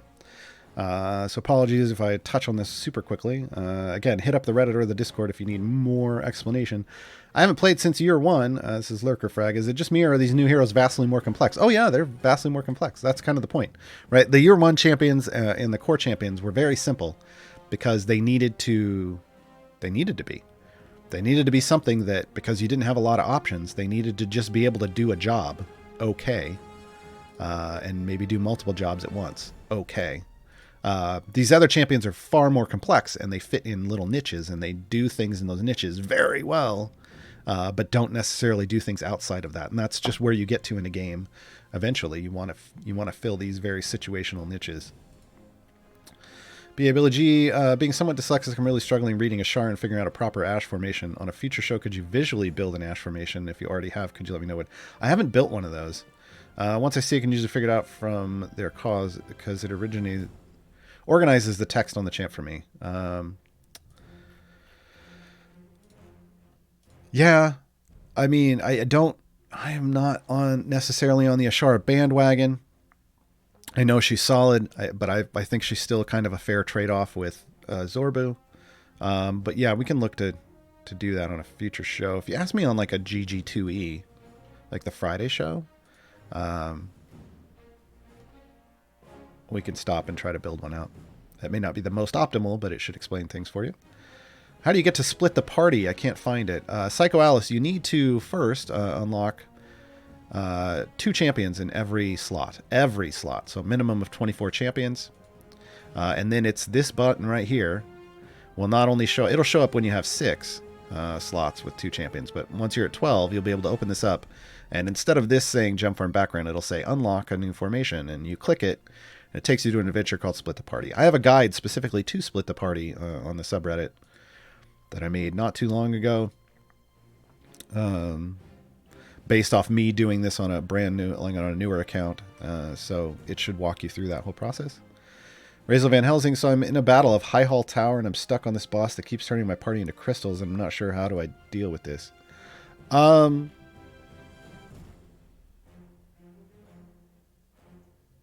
Off the top of my head, that doesn't ring a bell. So I'm going to say you may need either a better formation or more power. Because whenever you have a variant that's going to effectively turn off champions, regardless of how it turns them off, you have to have more power than is necessary normally to get past that level because you're doing it with fewer champions. And you have to factor that into your push. That one you're probably going to want to hit up the Discord. Either hashtag formations that's probably the best place to have them review your formation and see if they could possibly make it better. You're going to need, anytime you're losing champions in their functionality during a variant, you have to compensate by having more power across the board. Babylon Ranger, it might be random. It might be a save that depends on the champ stats. Is there an info square in the upper right corner of the game, like next to saying who's getting the weekend? I'm not sure what the context of that was. Babylon Ranger, can you give me more context on what that was? I don't know what you were talking about. Maybe it was contextually with a conversation that was happening, and I'm not looking at that conversation.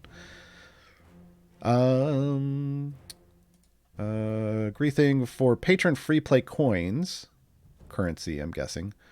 Do you get more for going deeper, or is it better to reset at lower levels? So patron free plays, this thing, if you're talking about like Mert Ruby coins, it's different for different people, like Symbols of Vajra, Barovian coins, Symbols of Zerial. You get 2 per level So you don't necessarily have to go deeper. You don't have to go deeper. You're going to get 2 per level. You could do runs to 20 and reset over and over again. The context was the previous question. Oh, okay. You were answering. Yeah, that was directed more to Raziel Van Helsing to help them and not directed to me. Okay. Yeah, that's why I was confused, because that wasn't for me. It's okay. That's okay. We're good. Yeah, if they haven't been helped, if they didn't get helped in chat, then Discord's going to be the best place. But yeah, there's going to be information somewhere on what's going on the variant. But the best thing to do is just to try to get more power. So Greething, going deeper does give you more coins in the sense that you're doing more levels, but it's 2 per level. It doesn't really matter. You can do 2 runs to 25 or 1 run to 50. Both of them are going to get you 100 coins. Supli, does the slow stay on a boss like the Dragon Bait unlock when the boss dies and comes back, or do they reset? So, like Valindra, I think we're talking Talon slow effect and stuff like that. I don't...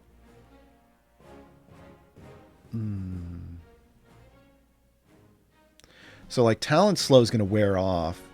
Havilar's potentially stacks, but because that's a stationary boss, I don't know if it stops their attacks like it does with motion-based bosses, because usually what you're doing, because they have a ranged attack, so I don't think it does. Usually what you're doing with Havilar when you're doing slow shenanigans is you're freezing a melee boss away from your formation, and because they only attack when they're in melee, you never get attacked again. But yeah, try it out. But I don't think it does anything with ranged bosses. I could be wrong. Great Czar, who are current top DPS in the game? So I'm going to give you 2 answers here. The first answer is the most accurate one. Whoever your personal best DPS is, based off your gear and the formations you're running, is the current best DPS in the game for you. This is the most functionally accurate answer, because the champions that are if I just go in a vacuum and I say who are the best DPS champions, there's an argument that gets made for like Ashara and Zorbu, one or the other. But the reality is it really depends on what your gear is and what your item levels are and who else you have to pair with them, because that is how this game works. So if I tell you as a new player, Zorbu's the number 1 DPS, and you go grab Zorbu's going to be garbage for you, because a new player doesn't even have the favor to get Zorbu to the power point that he needs to be at, to be a good DPS. So for a brand new player, Jarlaxle is the best DPS in the game, because you unlock him super early. He's slot 4, and he stabs all the things. So it really depends. But if we're talking overall, end game, you have all the champions and they all have good gear. It's a toss up between what kind of formations you want to build between Ashara and Zorbu. But then when you jump into patrons, patrons change things, right? Because you can't always use the DPS you want to use.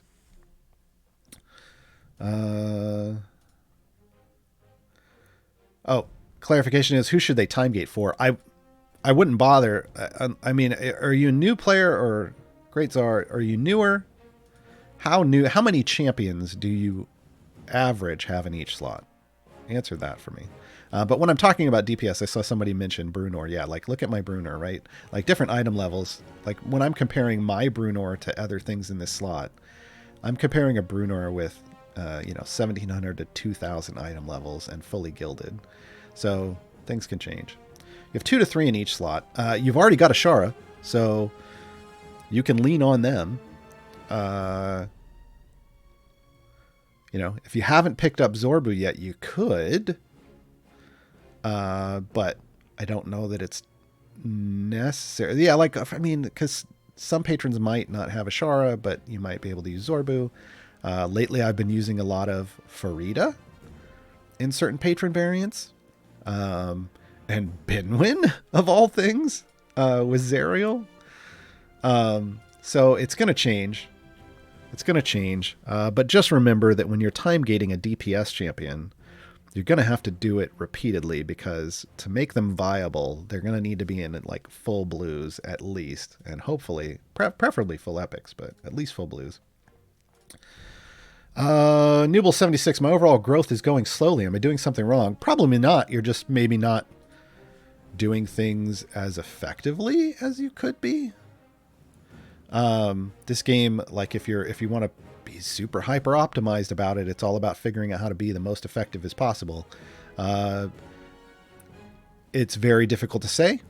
It's very difficult to say. If you're still gaining favor, and you haven't hit the soft cap, which is the circle with a line through it, then it may be that your formations aren't optimized as best as they could be. If you haven't unlocked patrons yet, or your Modron cores, those can be helpful, but patrons can also slow down your progress a bit. So if you have unlocked patrons and things feel slow, it's because you're probably spending a lot of time doing a lot of busy work for your patrons. Patrons are time sinks. So yeah, that's a difficult question just to answer generally speaking. But there are things like making sure your formations are optimized, making sure you're getting gear for your champions, making sure you're investing in these new event champions when they come out correctly, in terms of like how you're spending your time and earning gear for them. There's lots of little things that you can do. The Atomic S, Potpourri. Do you have a guide on a team comp for this? So that's an Ishara. I do not do like team comp guides. That's not me. That's not my jam, yo. But there is a hashtag formations channel in the Discord, and yeah, that's what those people do all day long, is build those formations. So probably. I don't do that specifically because it's very situational depending on what type of champs you use. So I prefer to teach people how to fish and not just give them fish. I would rather teach you how Ishara works and then let you build around that than just give you a formation. What's a good champ for DPS? I just started about a month ago. Storm Power. I think we just had that conversation. If you just started about a month ago, then hopefully you've been using Jarlaxle. If you don't have Hitch, get Hitch. Hitch is great. You've got Ishara. Ishara works great. You've got 3 solid early game options right there. Which chests are better for getting blacksmith contracts, gold or silver? Ooh, I don't know anymore, Great Tsar. Once upon a time, I know people were doing comparisons to get what's the most efficient way to get item levels, and they were like, oh, silvers. I don't buy silvers ever, but that's me personally. Some people buy hundreds and thousands of silvers. I spend my gems on golds, and then I just earn silvers from drop loot. These were all just drop loot from Mad Wizard farming. So I don't know. I buy gold because I think I get more of the things I want out of gold chests. So yeah, because I want blacksmithing contracts, I want bounty contracts, I want feats when there's a new champion out. I get all of that out of gold chests, and then I already get lots of silvers anyway. So I don't know. That's my advice: is spread your gems around. Like, loot lots of silver chests and buy lots of gold chests. That's generally my advice. Any advice for Descent into Avernus? Might makes right. Stuck in the last zone. Ooh, if you're on the last zone, I mean, then you've done the thing. Make sure that you're using all your potions. Some people were like, oh, I'm on this last thing. I just can't get it. I'm almost there. I'm like, did you use all potions already? Like, which potions did you run? They're like, I didn't run any. Use potions for variants, folks, if they're difficult. But yeah, I don't know. Might makes right. Some of those are rough. If you're in the last zone, you're there. And you're going to have to do lots of little minor optimizations, maybe with your formation or your feats. Check your feats. Check to make sure you're using the right Modron core, that kind of stuff. I mean, you're almost there. So you just got to keep fiddling with it. This is a question for CNE Games. Have you thought about adding translations to the game? I'm not a CNE Games developer. I'm someone they contract. I'm a player in the community that makes guides, and they have me do streams to help educate people. So that's a question for Idle Insights on Thursdays, or the Q&A, the Q&A that happens on Tuesdays on the subreddit. Toss that towards them there. There's a lot of text in this game. There's a lot. Multiple novels worth of text in this game, and localization like that, which is what translations, I mean, that's the game dev term, localization, that's a lot of money. I don't know. What is bud spiking? Sophocles, I talked about this yesterday on Gaarawarr's Guide to Everything in Idle Champions, with my special guest Obo Lauren. We actually did a whole conversation. She was trying to do On the Hunt. And On the Hunt, if you don't have tons of favor, is all about bud spiking. So I'm going to suggest you go hit up that video. It's in the down below. If you go to videos, it's the VOD is there. But it's basically where you manipulate your formation or the level you're on so that you can hit a super high bud, and then you jump to your wall. With fire breath potions active usually, or ultimates that you're using. You're spiking your buds so that you can get a lot of damage via those things. Oh boy, do we have a lot of questions. Am I not going to get through these today? That would be a first. That's what happens when I talk slowly. Last time we chatted, this is Team Vash. Last time we chatted, you told me the best things to buy was the familiars. For quality of life, yeah, I've done a lot of research. I think that's actually a bad recommendation. If you're extremely limited on cash and you want to support the game, I think the best thing you buy is actually some of the heroes because they'll let you be. That's just a difference of opinion. Ultimately, make your own opinion. If that's what you want, that's fine. But I think you can. I've played new player accounts multiple times now, like restarted on different formats and played through from the beginning. And I've never felt limited in my ability to complete things. In fact, my new player reference guide is based solely on me playing for 3 months on a brand new account. With no money whatsoever. And ultimately, what I felt would have made my progress more enjoyable was quality of life things like familiars. I didn't need any champions because you get champions from events and time gates. I felt like that was enough. But if you think differently, go forth and spend your money on whatever you wish to spend it on. But yeah, I tend to recommend quality of life things like familiars because they're good when you start, and also good later on. Like they're never going to go out of style. With Zeander, when we might expect a song about Humon on Bardic Inspiration? I don't know, Zeandor. Keep bringing that up with them, but I don't even know how that would work.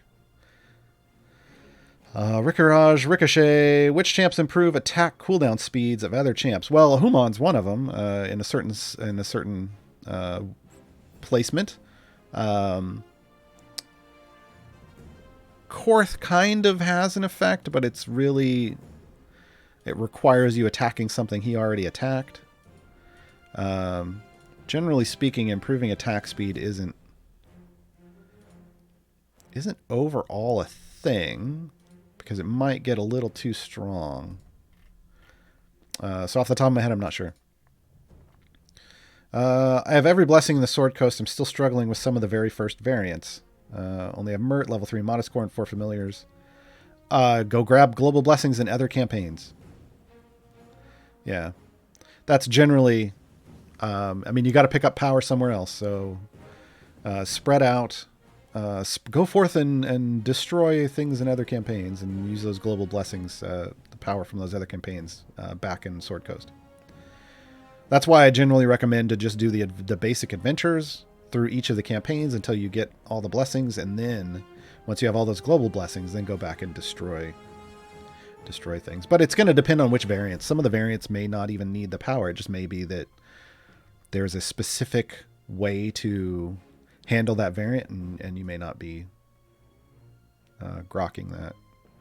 Should you spend gems on familiars or chests when you're new? Zaster, I think somebody put the gem visual aid in the chat. I'm just going to do it again. Mars, built that with some input from me. That's my recommendation. Except that right away you need to buy the Mage Hand because it's only 250 gems, and back when that was made, it was 1,000. So if I want to use Krond, how do I farm for him in the game? Time gates. Time gates. Avern question, is it better to go with duration or a damage increase with the specs? Sturdy mirrors, Darius. Always go sturdy mirrors. You want duration because you want 4 mirrors out, because having more is better than just having them be stronger because of the way the effect works. Are there any Gamepedias or other wikis and official sort? There's no official wiki. Yeah, there's no official wiki. Now, there are some that are... I think there's just one now that is the main one, but you're going to have to ask in Discord which one it is, because I'm super confused. Because now I think they're owned by the same company, and they're only updating one of them, but I don't know which one. Do we already know which champions we can unlock in the next event? Onion and L, to a certain degree. We're still currently in this event, so we're currently in Greengrass. But if you come all the way down here, the running will come up next. Caddy Bree was year 1, so she will not be returning. That is time gate only. So we will see Spurt and Krydle in the next event. We do not know who the new champion is, not publicly anyway. There may be something in the well of spoilers, but I don't go there because things can change. So expect to see Krydle and Spurt coming up in the running. How would you rate Krydle? Timely. I wouldn't. He's not great. Low priority. Not a lot of usefulness currently, unfortunately. Unless you just really love the Heroes of Baldur's Gate and want to run them in a group. What's the best campaign for time gate pieces? None of them. Because time gate pieces are just a random drop that happen every 5 days. It's on a timer. And it just falls off any boss that you kill after that timer has elapsed. You're going to pick one up. Otherwise, you go buy them. You work up to patrons, and unlocking patrons and get the ability to buy them. Get the ability to buy them in their shop for 2,500 of their currency every week. That's how people get them. You just have to wait. Can I build a speed formation without familiars? Sure. You just put in this whatever speed champions you use, and then you just have to manually level them up. So sure, it just takes a little more work. It's a little more hands-on. But that's how we all played the game originally, so we just get spoiled now that we have all these automation features. Darius the Mayor, what do gold chests give when all my evergreen champs are full epic? More stuff. You're just going to get duplicates. Is there even a letter for after a certain point? What is E30 called? I don't know. After a certain point, I think it just turns into scientific notation, but I turned it off. I turned it straight into scientific notation so long ago, I have no idea. Tormentum, do you think anyone other than Hitch really stands out as a recipient of the non-DPS boost from Zariel's We Fight as 1 perk? This is new. I've got to go look. I mean, I maxed them all out, but... Increase the damage of DPS champs by 400% and non-DPS champs. Oh, yeah. So Hitch is a support who is a great DPS. He would be a great recipient of this. Paulton is also a super secret DPS. Who else might be big here? Penelope occasionally fights, depending on who you're using and who you're able to use. Penelope sometimes does. I don't know if these are all available in Zariel, though. I'm just saying champions that I know are supports and not DPS that sometimes do DPS damage. So, but I don't know which ones apply for Zariel off the top of my head. Sir Kaladin, does Humon himself count for the Hello Fellow Humans buff? I don't believe so. Yeah, of other human champions. So no, they do not. And if I change it to Tiefling, does he change race for Frida's pack family? Look, Hello Fellow Humans. This is super important because people get this confused. Hello Fellow Humans is not about Humon. It doesn't change who Humon is. It just changes what the other X types of champions in the formation combine to buff. It has nothing to do with Humon. It doesn't change his race at all. Where is the appropriate place to put in a feature request? There's a hashtag suggestions channel in the Discord, or you could post it on the Reddit, but probably the Discord. What time is the next quest drop? Wednesday will be the new Sword Coast 13. That's going to be Wednesday the 21st. Will be Sword Coast Part 13. That's at noon Pacifically. And the next event will be the week after that. Danik, after you unlock all available champions, just use time gate tokens to continue to level up their gear. Yes. Pretty sure you've said you like to keep your heroes all leveled up in terms of gear. Yeah. I hunt for gear. Once you've got them all unlocked, it's all about getting them in full epic. So that's the next thing you try to do. Well, the next thing may just be trying to get them all in full blues, depending on how lucky you got with your Electrum chests, because they gear up everyone. But once you're in full blues, then it's the hunt for all epics, like full epic, via time gates. That's what I keep my time gate pieces for. I've got 164. I need to do some more Humon hunting because I'm missing some for him. How do you do a time gate to unlock a champion? You come right up here, you click it. If you got 6 of these pizza slices, the time gate pieces, it will let you, when you go to view available time gates, it will let you pick from all past and current event champions and pick up who you want. If they're grayed out, it's because they're currently available in an event you're on. So that would be a waste. But yeah, you can pick whatever you want, and it consumes 6 of those. And then the Friday after a content drop, so next Friday, will be a natural time gate. But it just is just going to give you a choice. You get to pick one of 3 random champions it gives you to pick up. Why do your patrons hate Deacon so much? Because all he does is sit back there and talk about how everyone's going to die. And eventually that can grate on you, I think.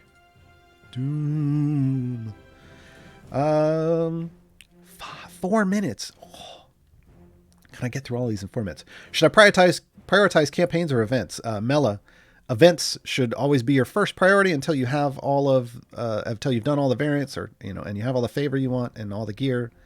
And then you just do them when you need to burn tokens. You do free plays for whoever you're trying to get gear for, and you can go back and do campaign stuff. But whenever the event is main priority because it's limited time. Idle Ray, I just started a few weeks ago and I'm trying to do the Greengrass event, but the adventures that disable your champions due to stats seem completely undoable. They can seem that way. Hit up my guide on the subreddit to talk about tips. There's tips for each of those that can help you complete that. And then also hit up the Discord for formations. In the hashtag formations channel, people will be able to suggest formations that might be able to get you through those. But a lot of times for a brand new player, it's highly dependent on you earning favor in the event so that everything is as easy as possible because you have enough favor to do it. And that's, yeah. I did last weekend I did on the Saturday show like this, Gaarawarr's Guide to Greengrass. You can catch that in the VODs here or on, I don't know if it's on YouTube yet. Do you think isn't Jamila okay like early game DPS? If you get the right gear for her, Logan, and she ends up doing better for you, then she's fine. Then she can be a good DPS for you. But generally speaking,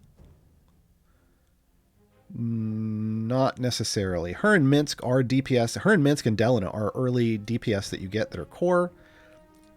But they're not necessarily the greatest DPS. And kind of like Archon. Archon isn't the greatest DPS when you're new.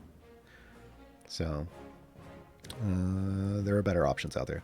By the way, is there some kind of optimal way to spin gems and open chests? Yeah, Idle Ray, I think, again, the GVA that I posted earlier, done it a couple times now, let me do it again,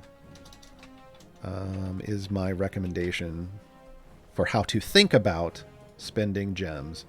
And generally, when you're new, you open silver chests, and you only buy silver chests until you have at least green gear on all your core champions, and then you only buy gold chests to try to get everything else. That's just the quickest, most efficient way. Were you opening the other Orkira chest today? I was gonna, Master Burglar, but we don't have time. Are you currently speed farming right now during the show? No, I am not. No, you can't speed farm in a background. These are just regular gem farms. Background is 1 zone per minute. There's no speed about it. If I want to speed farm, I would do this, We can do speed farm real quick. Boom. This is speed farming. Is there any point to saving chests when starting out? Not at all.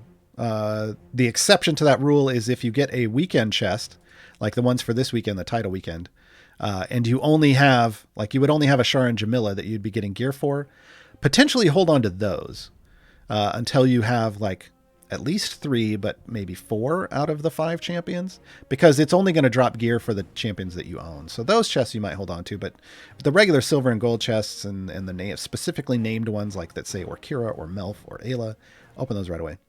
Missing maybe a dozen champions, maybe 8 are all purple. Spend gems on gold chests or purchasable feats at that level. It could be either way. Here's the thing. You're going to get the big 7913. You're going to get feats out of gold chests, but it's random who you're getting them for. So if you're okay with that RNG while working on your epics, that's a good way to go. Whereas otherwise the purchasable feats are going to give you kind of small boosts of power comparatively to if you get lucky and get your epics. So yeah, I mean, I would probably, unless it's a feat that you know is the one for you, I wouldn't purchase one for gems. I would just open gold chests.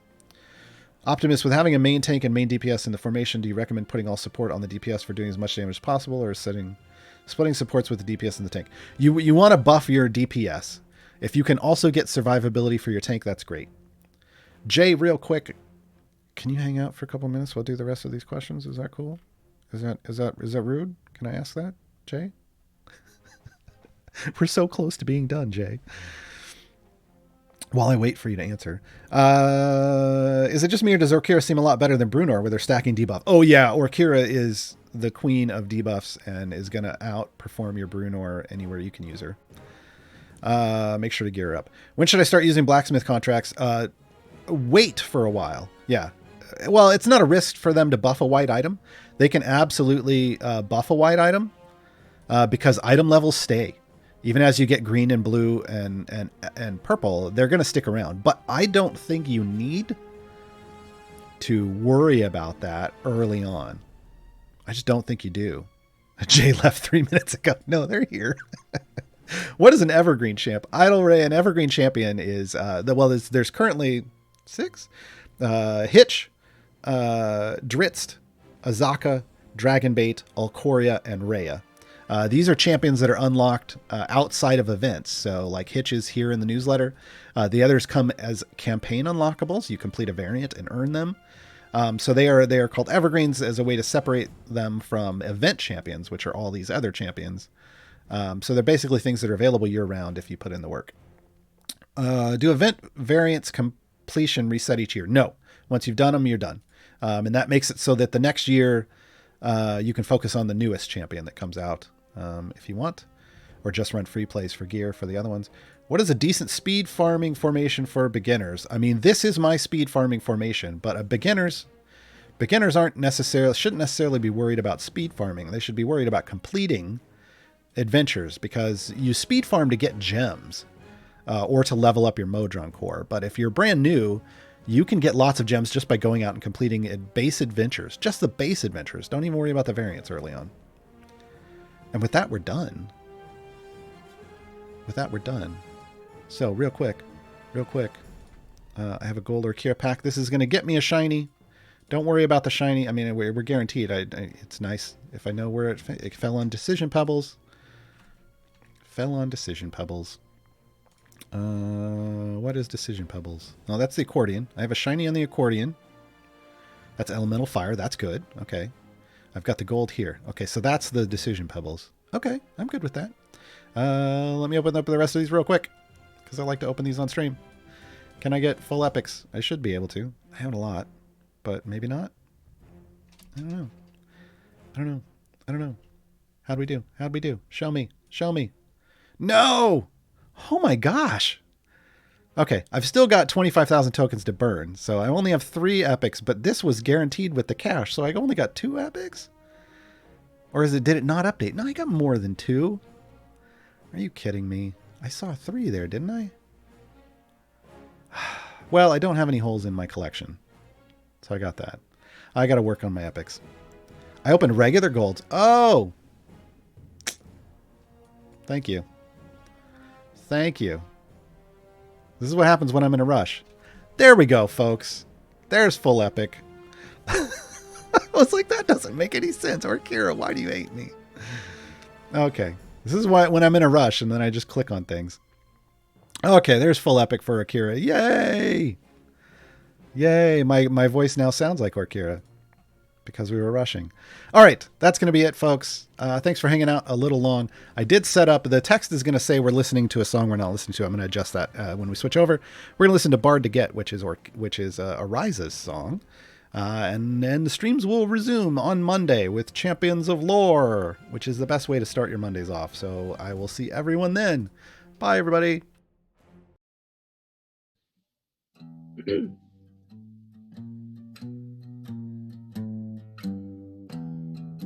Welcome to the show.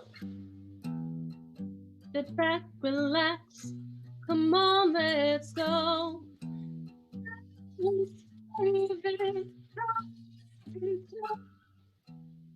So why don't you just sit yourself down? She's evidently cool, a demon and wine. She's all I can think about this whole night, oh yeah. She's playing Bard again. She's making me sweat. Gotta let her know she's the best I can get. You can be suave, you can be sweet, you can be cute, but you're just not for me. Sit yourself down and enjoy my show. If you can't calm down, it's time for you to go. I'm just not a type, I'm just not a style, so I'll just enjoy listening for a while, oh yeah. You're playing hard to get, I'll be full of regret. If I don't let her know she's the best of the best. Good and dragon's breath, the sage of the white. You're not living here with the sage of the night. You're going this way, and you're in for a fight. You're all by myself, making people upset. Stop treating me like I'm your Bard to get. You're playing Bard to get, ruining my set. Why don't you give me a chance? I'm not yours to remain. Girl, you're making me fret. All the same everywhere. Why are you so sad? I'm not your Bard to get. Interrupt me on stage, I go into a rage and put you in your place with my sword and rage.